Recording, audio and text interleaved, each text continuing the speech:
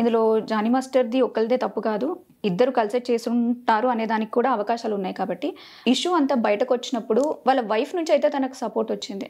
దీన్ని ఏ రకంగా తీసుకోవచ్చు? అదేమ్మా, ఇద్దరిది తప్పు అయినప్పుడు ఇద్దరికి శిక్ష పడాలి కదా. ఆయన జైల్లో పెట్టినప్పుడు ఈవిడ్ని కూడా జైల్లో పెట్టాలి కదా. మరి ఆయనే ఎందుకు 45 రోజులు పాపం జైల్లో ఉన్నాడు, 35 రోజులు, ఎంత నష్టపోయాడు ఆయన. సో ఇక ఆవిడ నిజంగా వాళ్ళ ఆయనే తప్పు చేస్తున్నాడా అనుకున్నా.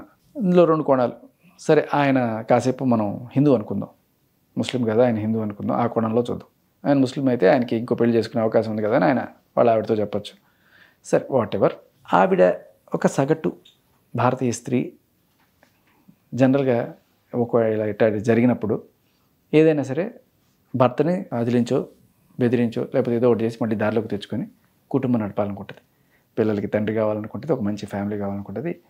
సరే, ఎవరో బాగా అందగత్తి వచ్చి లేకపోతే బాగా మంచి బొగలాడొచ్చి మొగుడిని వాళ్ళు వేసుకోవడానికి వచ్చింది అని వాళ్ళ ఫీలింగ్ అలాగే ఉంటుంది.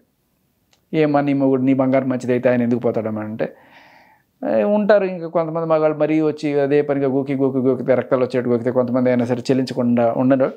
సర్లే పోన్లేని ఆ కోణంలో కొంచెం దాన్ని ఏమంటారు, ఆయనకి కాస్త దయాభిక్ష పెట్టి ఆయన్ని తిరిగి మళ్ళీ చేసుకుందామనే అనుకుంటుంది.